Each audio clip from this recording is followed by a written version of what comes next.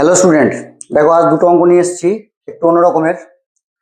প্রথম অঙ্ক 1.7, 0.51 এবং 0.153 সংখ্যা তিনটির গসাগু কত? অর্থাৎ দশমিক সংখ্যা দিয়ে দিয়েছে, দিয়ে তোমাদেরকে গসাগু জানতে চেয়েছে। তিনটে অপশন আছে, চারটে অপশন আছে। 0.17, 0.017, 0.0017, 0.107। তো ভগ্নাংশের বা দশমিকের গসাগু কি করে করতে হয় তোমাদের নিশ্চয় জানা আছে। এটাকে আগে কি করতে হবে, আমার দশমিক গুলোকে হাঁটাতে হবে, অর্থাৎ 17 হয়ে যাবে ওপরে, নিচে কত দশমিক তোলার জন্য একটা শূন্য পাবো। এইটারও তাই, এইটারকেও কি করতে হবে, ওপরে দশমিক গুলো হাঁটিয়ে দিয়ে নিচে দশমিক বা দুটো সংখ্যা আছে মানে একের পরে দুটো শূন্য পেয়ে যাবো। এটাও তাই, দশমিকের পরে তোমার কটা সংখ্যা আছে, একটা দুটো তিনটে, তাহলে একের পরে তিনটে শূন্য পেয়ে যাবো। এখন আমরা ভগ্নাংশের গসাগু করার নিয়ম কি শিখেছি না, ওপরের গুলো অর্থাৎ লবের গুলোকে আমাদের কি করতে হয়, আমাদের গসাগু করতে হয়, আর নিচে যেগুলো হর আছে সেই হরগুলোর কি করতে হয়, লসাগু করতে হয়। তাহলে দেখো তিনটের লসাগু কি হবে বলো, তিনটের লসাগু কত হবে? লসাগু হবে নিশ্চয় 1000, এই 1000টা সব থেকে বড় আছে। আর উপরের তিনটের কি করতে হয়, লবের কি করতে হয়, গসাগু করতে হয়। তা দেখো 17 মানে তো 1 গণিত 17, 51 মানে কত, 3 গণিত 17, আর 153 মানে কত, 153 মানে হচ্ছে তোমার 9 গণিত 17। আর 9 মানে কত, 9 মানে 3 গণিত 3। অঙ্কটা তোমরা খুব সহজে করতে পারবে, আমি তোমাদের জাস্ট বোঝানোর জন্য একটু বড় করে দেখিয়ে দিচ্ছি যাতে তোমরা ক্লিয়ারলি বুঝতে পারো। তাহলে দেখো গসাগু কি করে বার করতে হয় না, যেটা তিনটের মধ্যে কমন থাকে, তাহলে এর মধ্যেও কমন 17, এর মধ্যেও কমন 17, এর মধ্যেও কমন 17, তাহলে ওপরের তিনটের গসাগু করে আমরা পাচ্ছি কত না 17 পাচ্ছি। আর নিচের তিনটের লসাগু করে তো আমরা 1000, এটা তো সহজ, সবাই বুঝতে পারছি।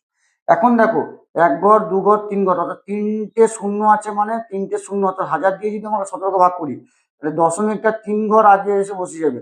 কিন্তু ওপরে তো আমার দু ঘর আছে, এক ঘর দু ঘর, তাহলে এর আগে একটা শূন্য ধার নিয়ে 3 ঘর বানাবো, তাহলে 0 1 7, তাহলে এক ঘর দু ঘর তিন ঘরের জন্য এক ঘর দু ঘর তিন ঘর আগে দশমিক বসাবো, আর আগেও একটা শূন্য তুমি নিয়ে নাও। দেখো কার সঙ্গে মিলছে, অপশন বি এর সঙ্গে মিলছে, আমরা 0.017। আশা করছি অঙ্কটা খুব সুন্দরভাবে তোমরা বুঝে গেছো।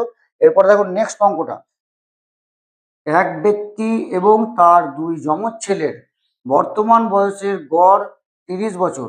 ওই ব্যক্তি ও এক ছেলের বয়সের অনুপাত 5:2 হলে ওই ব্যক্তির বর্তমান বয়স কত?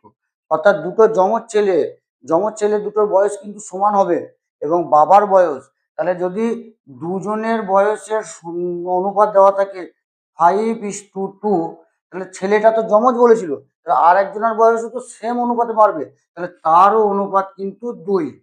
এখন আমার কার বয়স বার করতে বলেছে, আমরা তার আনুপাতিক ভাগারটা বার করব। কার বয়স বার করতে বলেছে, দেখো ওই ব্যক্তির বর্তমান বয়স, তাহলে ব্যক্তির ঘর হচ্ছে এটা, তাহলে ব্যক্তির আনুপাতিক ভাগার কত নিশ্চয় জানো, উপরে 5 হয় আর নিচে কত হয়, 4 3 যোগ করতে হয়, 5 আর 2 7 আর 2 9। এখন ওই ব্যক্তির বর্তমান বয়স কি করে বার করব না, ওই তিনজনের গড় বয়স কত দেওয়া আছে, গড় বয়স দেওয়া আছে 30, তিনজনের মোট বয়স কত না, তিনজনের মোট বয়স হবে 30 গণিত 3 সমান 90 বছর।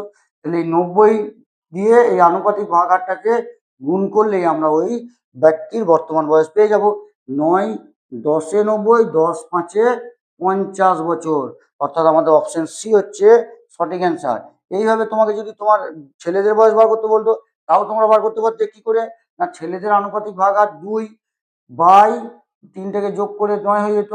এবার মোট বয়স কত 90, এবার তুমি এইভাবে কেটে দিতে, তাহলে ছেলেদের বর্তমান বয়স কত হয়েছে 10 দুগুণে 20, তাহলে এক ছেলের বয়স 20 আর এক ছেলের বয়স 20, তাহলে দুই ছেলের মোট বয়স 40 আর বাবার বয়স 50। দেখো তিনজনের মোট বয়স 90 বেরোলো, এবং 3 দিয়ে ভাগ করে দিলে গড় বয়স 30 বেরিয়ে যাচ্ছে।